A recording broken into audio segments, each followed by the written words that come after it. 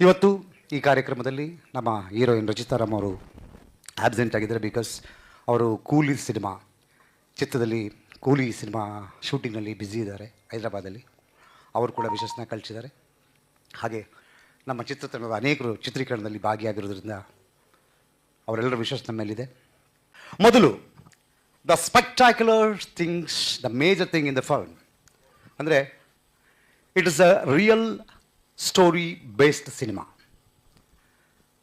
ಸಿನಿಮಾದ ಕಥೆಯನ್ನು ಶುರು ಮಾಡಿದಾಗ ಈ ಮಣ್ಣಿನ ಕಥೆಯನ್ನು ಮಾಡಬೇಕು ಅಂತ ನಮ್ಮ ಇಡೀ ಚಿತ್ರತಂಡ ಡಿಸೈಡ್ ಮಾಡಿದ್ವಿ. ಈ ಮಣ್ಣಿನ ಕಥೆ ಅಂದರೆ ಏನು? ಈ ಮಣ್ಣಿನ ಕಥೆ ಅಂತಂದರೆ ಇಲ್ಲಿ ನಮಗಾಗ್ತಿರೋ ಶೋಷಣೆಗಳು, ನಮಗಾಗ್ತಿರೋ ಅನ್ಯಾಯ, ಅದರ ವಿರುದ್ಧ ನಮ್ಮ ಹೋರಾಟ, ಅದರ ವಿರುದ್ಧ ನಮ್ಮ ಚಿತ್ರದ ಮುಖ್ಯ ಪಾತ್ರಧಾರಿಗಳು ಏನು ಪ್ರೊಟಾಗನಿಸ್ಟ್ ಇದ್ದಾರೆ, ಸಂಜು ಮತ್ತು ಗೀತಾ, ಅವರಿಬ್ಬರ ಹೋರಾಟ ಹೇಗಿರುತ್ತೆ ಅಂತ ನಾವು ಚಿತ್ರಕಥೆಯನ್ನು ಶುರು ಮಾಡಿದಾಗ ರಿಯಲ್ ಇನ್ಸಿಡೆಂಟನ್ನು ಇಟ್ಕೊಂಡು ನಮಗೆ ನಮ್ಮ ಮಣ್ಣು ಅಂತ ಹತ್ತಿರಕ್ಕೆ ಸಿಕ್ಕಿದ್ದು Shidlaghatta. Shidlaghatta, as you all know, it's very famous for silk and milk. So ಈ ಸಿಲ್ಕ್ ಅನ್ನೋ ಮೊದಲನೇ ಪಾಯಿಂಟನ್ನು ನಾವು ಎತ್ಕೊಂಡು ಚಿತ್ರಕಥೆ ಮಾಡಿದ್ವಿ. ನನ್ನ ಜೊತೆಗೆ ನನ್ನ ಸ್ನೇಹಿತ ಚಂದ್ರಚೂಡ್ ಅವರು ಈ ಸಿನಿಮಾದ ಚಿತ್ರಕಥೆಗೆ ಮತ್ತೆ ಸಹಾಯ ಮಾಡಿದ್ರು. ಮತ್ತು ದಿ ಡೈಲಾಗ್ ರೈಟರ್ ಅವರು ಬಂದಿಲ್ಲ, ಬರ್ತಾರೆ ಅನಿಸುತ್ತೆ. ಈ ಸಿಲ್ಕ್ ಅನ್ನೋದೇನಾಗಿದೆ, ಇವತ್ತು ಹೈಯೆಸ್ಟ್ ಸಿಲ್ಕ್ ತಯಾರು ಮಾಡ್ತಾ ಇರೋದು ಶಿಡ್ಲಘಟ್ಟ ನಮ್ಮ ರಾಜ್ಯದಲ್ಲಿ. ಆ ಸಿಲ್ಕನ್ನು ನಾವು ತಯಾರು ಮಾಡಿ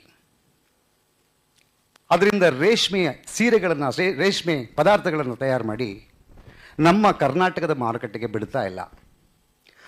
ಅವುಗಳೆಲ್ಲವನ್ನು ಸ್ಟ್ರೈಟ್ ಆಗಿ ಧರ್ಮಾವರಂ, ಕಾಂಜೀಪುರಂ ಈ ಥರದ ಜಾಗಗಳಿಗೆ ತಗೊಂಡೋಗಿ ಸೇರಿಸ್ತಾರೆ. ಅಲ್ಲಿ ಅವು ಕರ್ನಾಟಕದ ಈ ಶಿಡ್ಲಘಟ್ಟದ ರೇಷ್ಮೆ ಸೀರೆಗಳು ಕಂಚಿ ಸಿಲ್ಕ್ಸ್ ಅಂತ ಸ್ಟ್ಯಾಂಪ್ ಆಗ್ತವೆ, ಧರ್ಮಾವರಂ ಸಿಲ್ಕ್ಸ್ ಅಂತ ಸ್ಟ್ಯಾಂಪ್ ಆಗ್ತವೆ, ಬನಾರಸ್ ಸಿಲ್ಕ್ಸ್ ಅಂತ ಸ್ಟ್ಯಾಂಪ್ ಆಗ್ತವೆ. ಆ ಮಾರ್ಕೆಟ್ಗಳಲ್ಲಿ ಅವುಗಳ ಹೆಸರಲ್ಲಿ ಅವು ವ್ಯಾಪಾರಕ್ಕೆ ಬರ್ತವೆ. ಈ ಥರದ ಒಂದು ಸಮಸ್ಯೆಯನ್ನು ಇಟ್ಕೊಂಡು ಸಿನಿಮಾ ಮಾಡಬೇಕು ಅಂತ ಶುರು ಮಾಡಿದಾಗ ಚಿತ್ರಕಥೆ ಮುಂದುವರಿತಾ ಹೋದಾಗ ಅಲ್ಲಿ ಆ ರೇಷ್ಮೆ ಬೆಳೆಗಾರರಿಗಾಗುವ ಅನಾನುಕೂಲಗಳೇನು, ಅವರಿಗೆ ಯಾವ ಥರದ ಕಾಯಿಲೆಗಳು ಅವ್ರನ್ನ ಕಾಡ್ತಾ ಇದೆ, ಅವರಿಗೆ ಯಾವ ಥರದ ಮಾರುಕಟ್ಟೆ ಇದೆ, ಅವರಿಗೆ ಸರ್ಕಾರದಿಂದ ಎಷ್ಟು ಪಾಲಿಸೀಸ್ ಇದೆ, ಇದೆಲ್ಲವನ್ನು ಕಥೆಯ ಒಳಗಡೆ ಇನ್ಕಾರ್ಪೊರೇಟ್ ಮಾಡ್ತಾ ಚಿತ್ರದ ಕಥೆಯನ್ನು ರೂಪಿಸೋದಕ್ಕೆ ತಯಾರಾದ್ವಿ. ಈ ಚಿತ್ರದ ಕಥೆಯ ಮೂಲ ಕಾನ್ಸೆಪ್ಟ್ ಇದು ಒಬ್ಬ ಕನ್ನಡದ ಸೂಪರ್ ಸ್ಟಾರ್ ಒಬ್ಬರ ಕನಸು. ಅದನ್ನು ಇಲ್ಲಿವರೆಗೂ ನಾನು ಡಿಸ್ಕ್ಲೋಸ್ ಮಾಡಿರಲಿಲ್ಲ. Today it's the time. ಇವತ್ತು ನಾನು ಅವರ ಹೆಸರನ್ನ ಈ ವೇದಿಕೆ ಮೇಲೆ ತಗೊಳ್ಳೋದಕ್ಕೆ ಇಷ್ಟಪಡ್ತೀನಿ. ದಟ್ ಈಸ್ ಬಾದ್ಶಾ ಕಿಚ್ಚ ಸುದೀಪ್ ಅವರು. ನಾನು ಒಂದು ಸಿನಿಮಾದಲ್ಲಿ ಸುದೀಪ್ ಅವರು ಡೈರೆಕ್ಟ್ ಮಾಡ್ತಿದ್ರು, ನಾನು ಆ್ಯಕ್ಟ್ ಮಾಡ್ತಾ ಇದ್ದೆ ಆ ಸಿನಿಮಾದಲ್ಲಿ, ಮಾಣಿಕ್ಯ ಅಂತ ಸಿನಿಮಾ. ಆ ಸಿನಿಮಾದಲ್ಲಿ ರಾತ್ರಿ ಊಟ ಮಾಡ್ತಾ ಹಾಗೆ ಒಂದು ಚರ್ಚೆ ಮಾಡ್ತಿದ್ವಿ. ಆ ಚರ್ಚೆಲಿ ನಾನು ಜಪಾನ್ ಅಂತ ಕರೆಯೋದು. ಜಪಾನ್, ನೀನು ಈ ಥರದ ವಿಷಯಗಳನ್ನು ಹ್ಯಾಂಡಲ್ ಮಾಡೋದ್ರಲ್ಲಿ ಸ್ವಲ್ಪ ಸ್ಪೆಷಲಿಸ್ಟ್ ಇದೆಯಾ, ಇದನ್ನು ಕತೆ ಮಾಡುವಂತ ನನಗೊಂದು ಕಾನ್ಸೆಪ್ಟ್ ಹೇಳಿದ್ರು.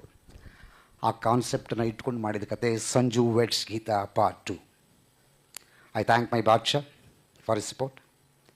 ಆ್ಯಂಡ್ ಈ ಪರ್ಟಿಕ್ಯುಲರ್ ಸಾಂಗ್ ಮಳೆಯಂತೆ ಬಾ ಬೆಳಕಂತೆ ಬಾ, ಈ ಸಾಂಗನ್ನು ಕೂಡ ಅವರಿಂದನೇ ಲಾಂಚ್ ಮಾಡಿಸ್ಬೇಕು ಅಂತ ತುಂಬ ದಿನಗಳಿಂದ ಆಸೆ ಆಗಿತ್ತು.